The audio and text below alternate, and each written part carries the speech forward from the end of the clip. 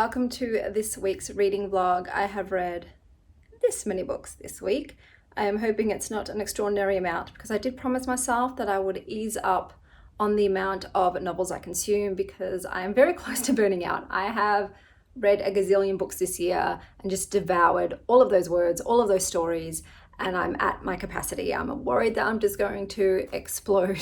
So I'm taking it easy this week, but without much further ado, let's check out what I have read. It's time to clean kiddo's desk. And I'm done. At least she's got space now to actually draw on her table. There's finally a cool change down under. We had some like a little mini heat wave with temperatures around 39 and up, and my air conditioner didn't work. It stopped working, which is the perfect time for it to malfunction. It's like, yes, during the heat wave, thanks, bro. I let you rest like 10 months of the year, and the small minuscule time I need you, you let me down, but 'tis the way with air conditioners. But I'm enjoying, I've got all the windows open. I'm just welcoming that breeze. Breeze me up, bro. So I've also been on a cleaning blitz. I've tidied up my children's pigsties. I'm decluttering my closet. And the reason that I've got that energetic sort of decluttering energy is thanks to the book that I just read, which was very motivating and inspiring. And yeah, cleaning is one of the things I do when I'm energized by something. So the book that I read is The Midnight Library. And I was thinking to myself, do I include in next year's favorites or this year's? I'm going to sneak it in, sneaky. I'm going to sneak that sucker in. I am very, very sneaky. Because it was so good. 5 stars, 5. I loved this book. So you've got the main character, I think her name's Nora. I suck with names, guys. I don't know what it is, but I don't remember names either written or spoken to me. They just don't sink in really. I think her name's Nora though. I'm going to go with it. And she's having a bit of a shit life. She's sort of having one thing happen to her after another, and it sets her sort of spiraling, and it culminates with her wanting to end her life, and she attempts to. And when she does this, she wakes up in this sort of limbo, this sort of purgatory, in-between world place. It's a library, a never-ending library, and her old librarian, whom she adored as a child, is there. And she tells her, all of these books on these shelves are lives that you could have had if you'd made a different choice. So she gives her book of regrets, and in this book is every regret she's ever made. I regret not continuing with my swimming. I regret not starting a band. I regret not staying with my ex-husband. And from those regrets come these different lives. Like if she hadn't made that choice, if she had have made that choice, what would her life have been like? At this point, Nora's just like, pass. I don't want to feel anything. It's the whole reason that I decided to nope out of the other life. I'm done. I just want to not exist. And the librarian's like, cool, but nah, you're gonna do this. So she picks up, one of her lives. Okay, let's say I continue with swimming. What will my life be like? And then she's just like dropped into this world with no backstory, like no memories of her life up to that point. So she's just completely shooting shit on the fly. And at that point I thought, why would she want to choose any of these lives and settle into them if she doesn't remember all of those like 35 years up to that point? That's pretty hardcore, because all she's going to be is like this interloping imposter, basically. Like she's just playing at that life. She's going to have to just try and, So yeah, at that point I was like, I don't think any of this is going to work for her. Like even if she finds an amazing life, she's not going to remember all the memories up to that. And then it's like, how much can you really live in that life if you haven't lived that life, so to speak? So this book is like Sliding Doors, but better. It's done well. I loved reading about all of her different lives and the tangents she could have taken. There was one point where something happened in one of her lives and I was like, oh, I have a feeling I know I have a feeling I know how this is going to end, and I was right. But it still didn't take anything away from it. I'm happy with how it ended. I have one thing I want to say. So there's people that this happens to. So people that are stuck in like a coma or whatever can come to this place and try out all these other lives, and they have a term for them, and the term is sliders.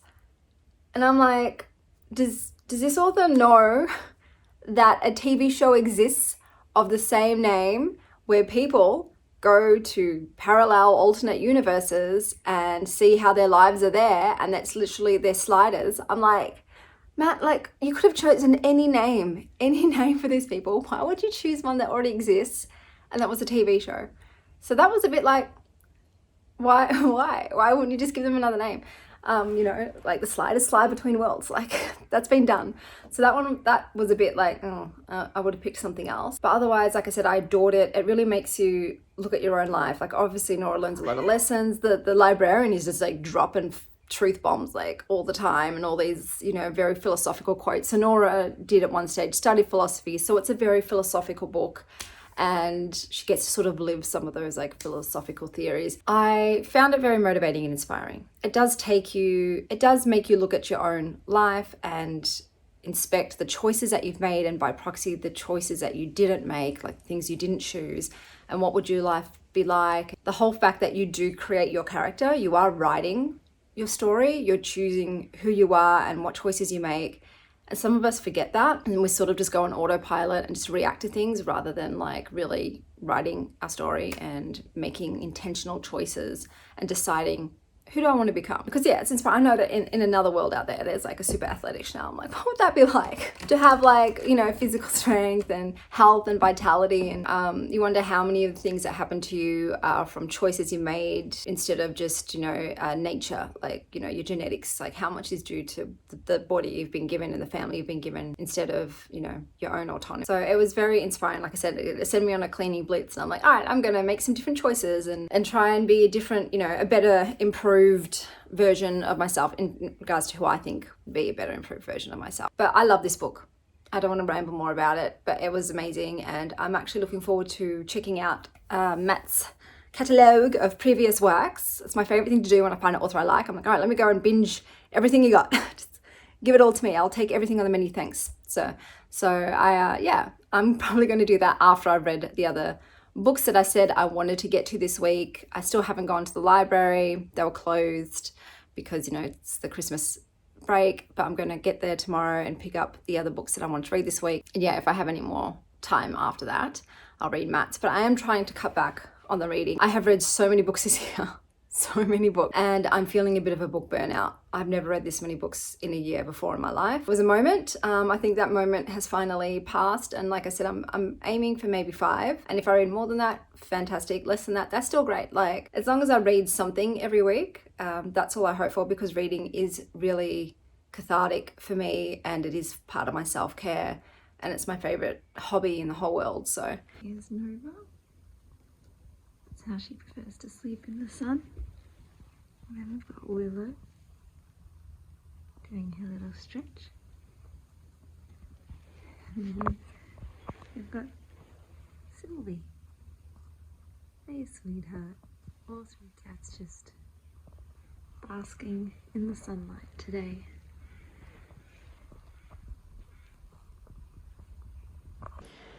So I just read The Reaper, which is quite possibly one of the worst books that I will have read in this new year. I'm including it in January's count because I've read it after I did my best and worst of 2022. So I just narrowly missed making that list.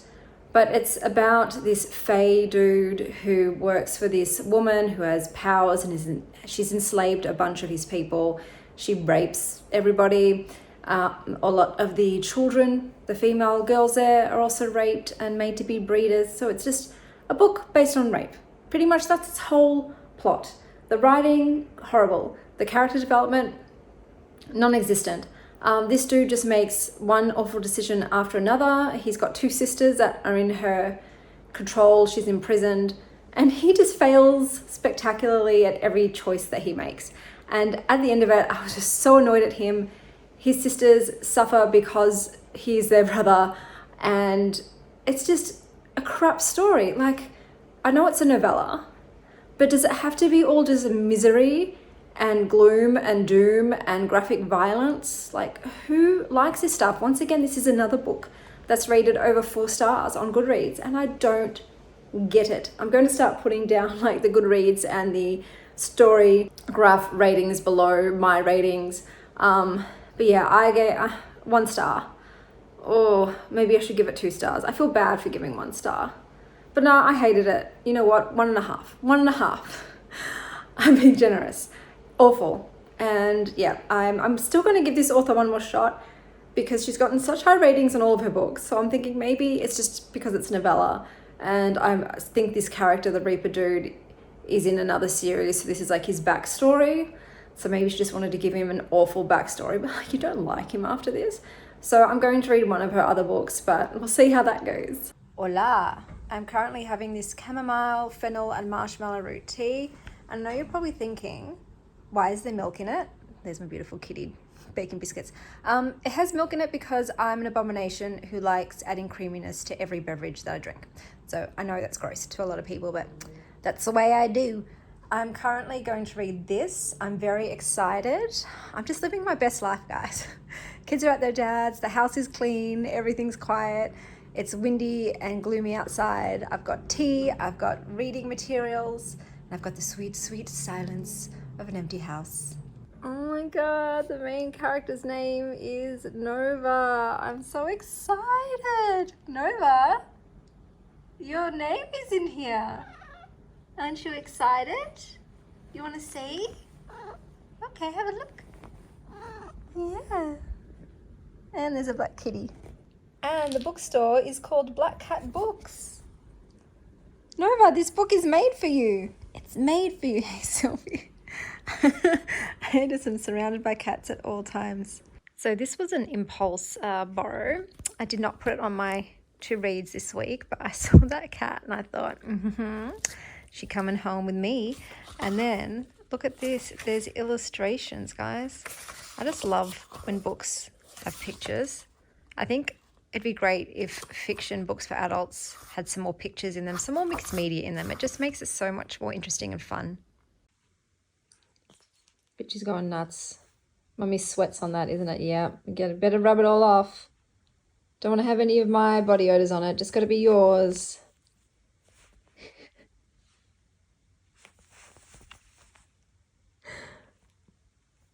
So I just read She and Her Cat by Makoto Shinkai and Naruki Nagakawa. It is illustrated. I'll just have Sylvie in the background, which was lovely. I loved having the illustrations in the book. It's about different women and their stray cats that they adopt and bring into their home. You get point of views from the women and from the cats, so you hear the thoughts of the cats and the cats talk to each other. I gave it 3 stars. It's okay. It's just a little slice of life about, you know, how the cats and the women sort of interconnect in their lives and how the cats feel about their owners and about the world in general. But yeah, I don't think I really need to start reading translated fiction. I don't think it's the fault of the author, but when it's translated, it just feels like it's cold and it's lost something. There's something lost in translation. So I don't think I'm going to read any more translated fiction because I think it's a me, not them situation. So I decided to get these books because I love them and I like to support authors by buying their books if I think they're fantastic. So the covers are rose petal, and then you've got like character pictures inside, which I think is amazing. Check out Armin. I think Armin's in this one. I was like, hello, Armin. How are you, sir? But I'm just so happy to have a physical copy that I can read whenever I feel like. And here he is. There's Armin. But I'm just so happy.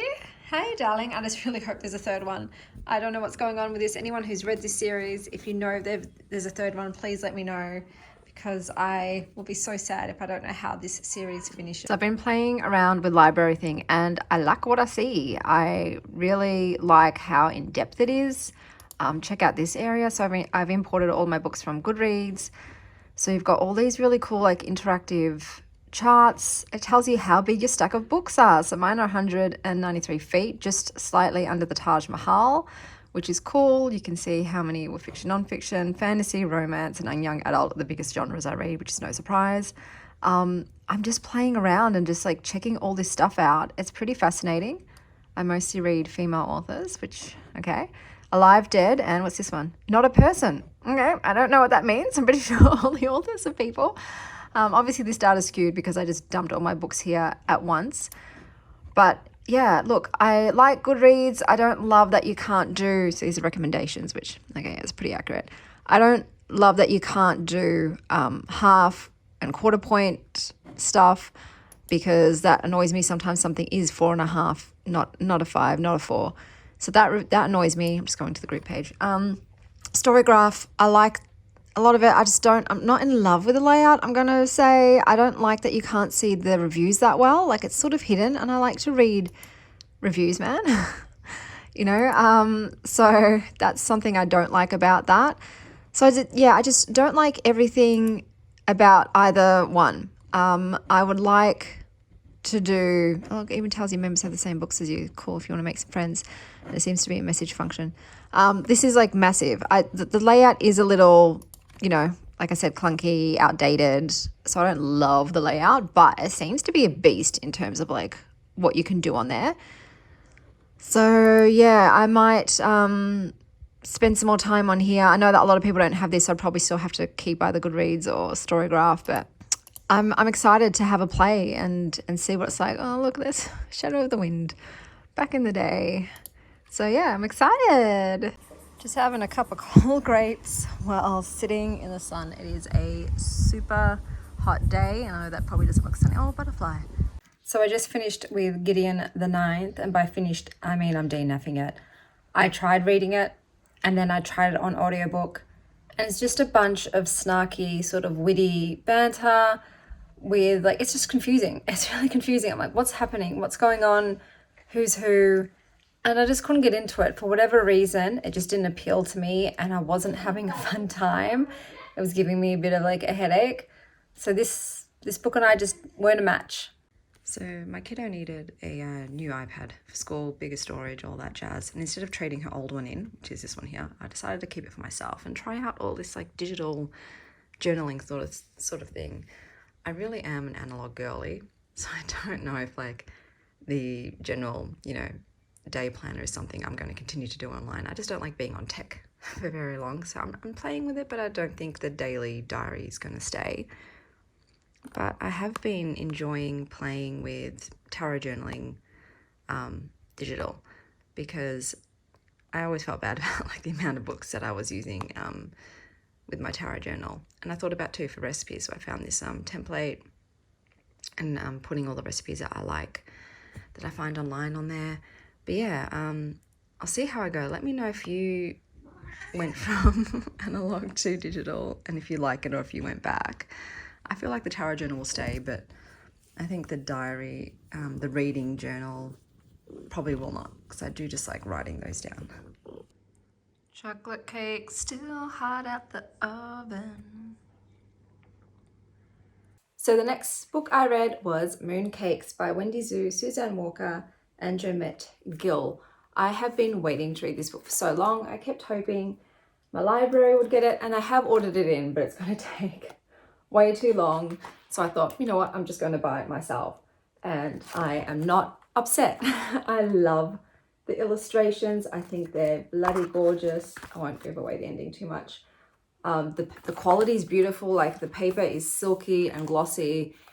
It is a gorgeous novel. So it's about a witch called Nova, and she works at a bookstore with her two nanas and her childhood friend slash possible love interest moves back. They go by they pronouns, and their name is Tam. Tam is a werewolf and Nova is a witch, and there's some sort of dodginess going on in their town, and they have to work together to stop it, basically.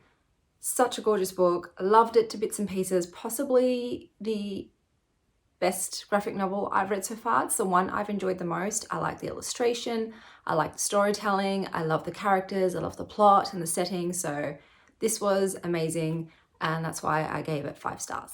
And then I read Sweep in Peace 2. It's the second book in the Innkeeper Chronicles by Lona Andrews. I've given this 3 stars. It is so weird how time changes things. So I read the first book a long time ago, and I absolutely loved it. Now, however, this book mostly centers on a woman who is an innkeeper, and it's a magical inn. So it is able to do just all kinds of magic. And it's basically a point for magical travelers. So it exists on Earth, but Earth people just think it's a regular B&B, and international beings, intergalactic beings come and find a respite there. So she finds herself having to be the location for an international war peace summit between the warring factions. So the way this fell apart for me is that it was just too heavy on the political and diplomatic angle. I'm not one for politics in books. It's my least favorite thing in fantasy.